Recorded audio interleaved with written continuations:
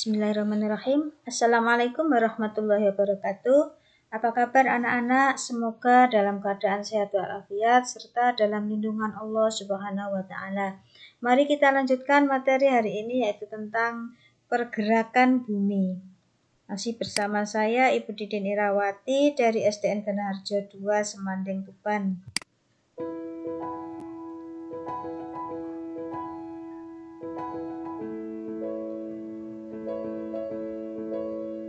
Pergerakan bumi, indikator yang tidak dicapai yaitu yang pertama,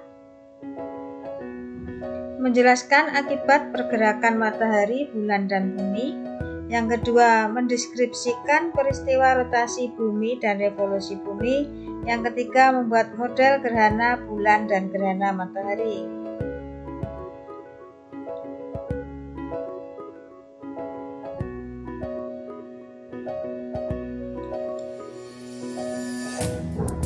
Matahari, bumi, dan bulan.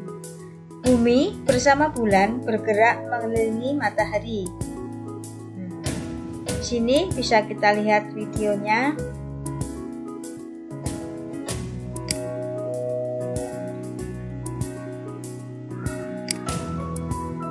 Ini contoh bulan bergerak mengelilingi bumi.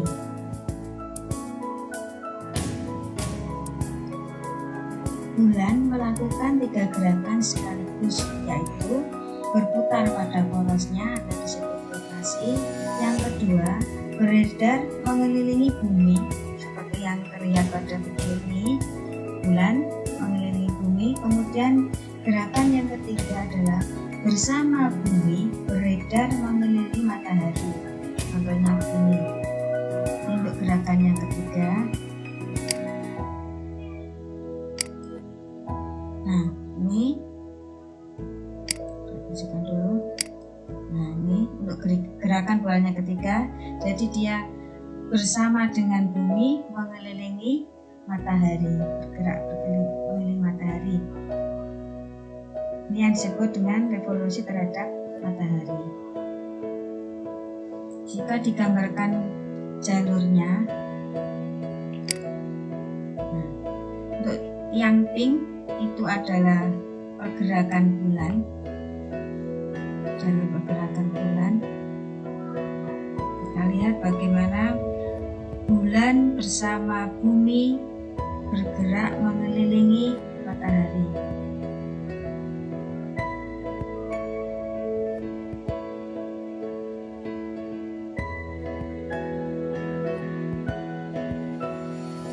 Pergerakan matahari, bumi, dan bulan mengakibatkan berbagai kejadian-kejadian di permukaan bumi, antara lain penampakan bulan dari bumi, gerhana, pasang surut, air laut, dan sistem penanggalan. Selanjutnya akan kita pelajari pada video berikutnya.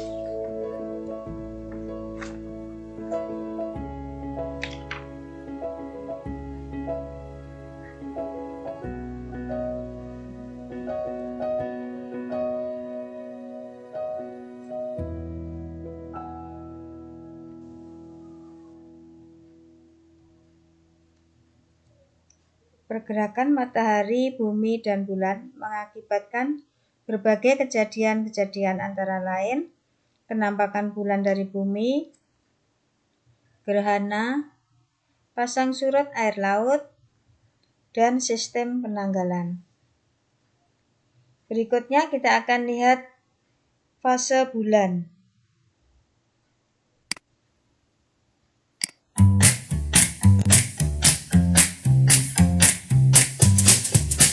Penampakan bulan yang selalu berubah-ubah kita lihat dari bumi. Berikut gambar-gambarnya. Bulan berada tepat di antara matahari dan bumi.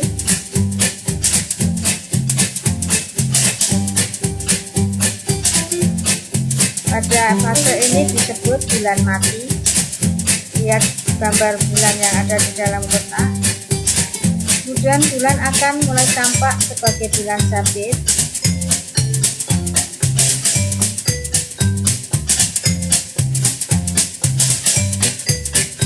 Setengah bagian bulan terlihat sehingga disebut fase bulan separuh atau bulan setengah. Perhatikan ada dalam kotak. Pada fase ini bulan akan terlihat lebih dari setengah bagian. Kemudian ini fase ini disebut bulan purnama. Selanjutnya bulan akan mengalami fase bulan cembung.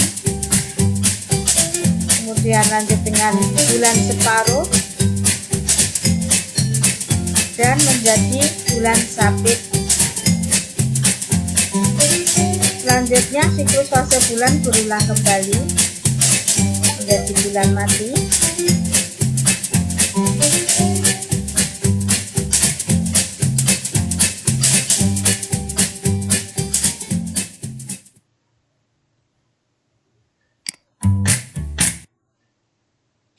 Berikutnya kita akan saksikan video gerhana.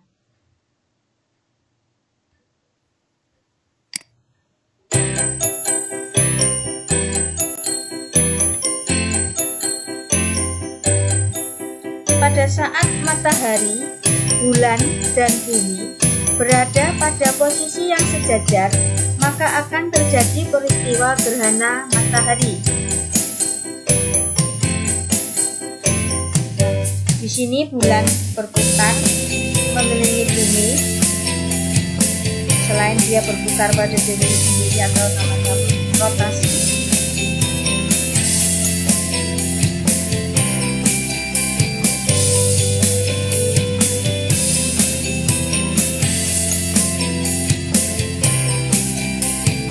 pada saat matahari, bumi, dan bulan berada pada posisi yang sejajar, maka akan terjadi peristiwa gerhana bulan. Hal tersebut dikarenakan posisi bumi menghalangi sinar matahari sehingga bayangan bumi menutupi permukaan bulan.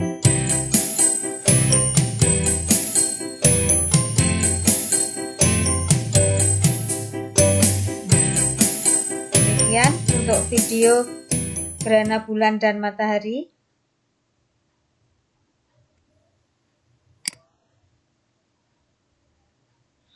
Jenis-jenis gerhana bulan kita lihat di gambar pertama.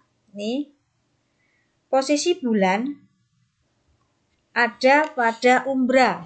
Ini disebut gerhana bulan total. Kemudian pada gambar yang kedua, gerhana bulan penumbra, yaitu bulan berada pada penumbra. Ini berada di sini di penumbra. Kemudian gambar yang ketiga, gerhana bulan sebagian. Pada gerhana ini, bulan berada pada umbra dan penumbra. Nah, ini bulannya berada di posisi ini, pada umbra dan penumbra.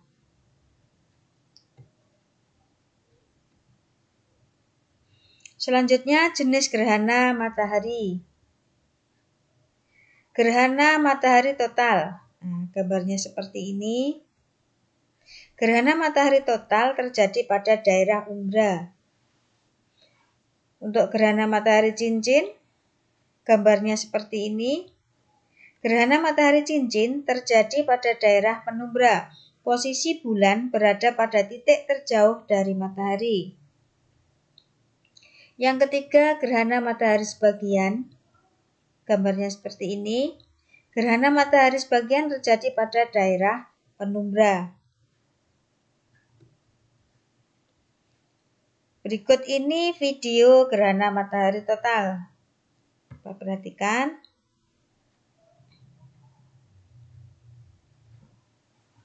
Nah,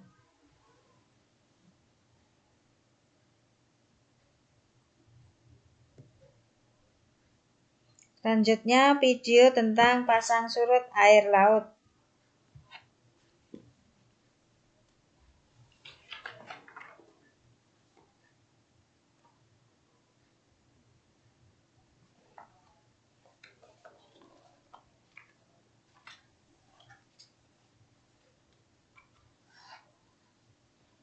Salah satu penampakan bumi yang dipengaruhi oleh matahari dan bulan adalah peristiwa pasang surut air laut.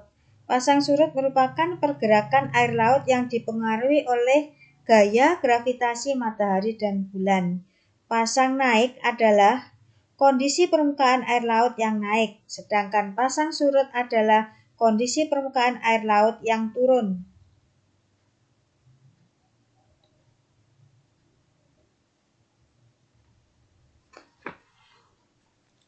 Pasang perbani adalah pasang air laut pada kondisi naik tertinggi atau pasang surut terendah. Terjadi ketika matahari, bumi, dan bulan berada pada garis lurus.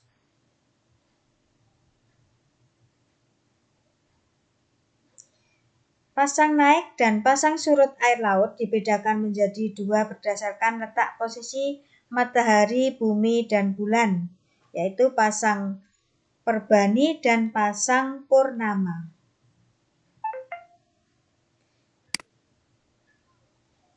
Nah, ini gambar dari ilustrasi pasang perbani.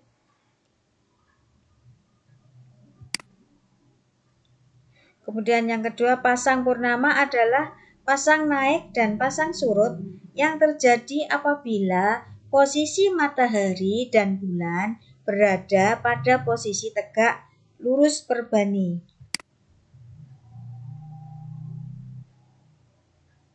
Ini gambar ilustrasinya.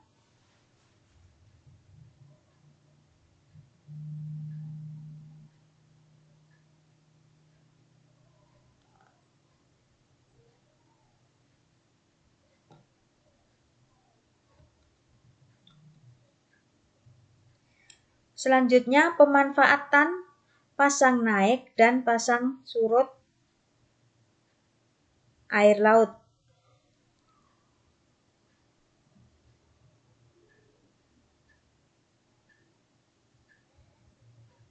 Yang pertama dimanfaatkan untuk pembuatan garam. Pasang naik untuk mengisi tambak garam. Yang kedua, dimanfaatkan nelayan mencari ikan saat pasang naik. Yang ketiga, dimanfaatkan kapal-kapal besar dapat berlabuh di dermaga pada saat pasang naik.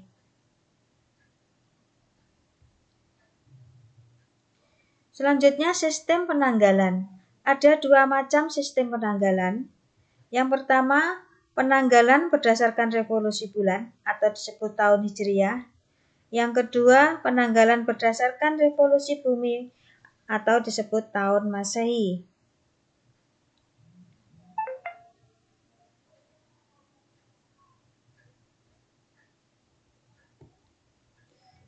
Berikut ini contoh dari penanggalan Masehi dan penanggalan Hijriah.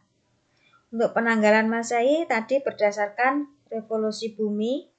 Ini dimulai dari Januari sampai Desember.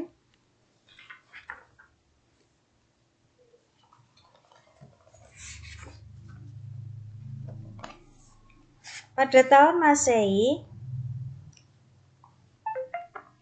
sering disebut tahun matahari atau surya. Lama bumi mengelilingi matahari atau revolusi bumi adalah 365 hari.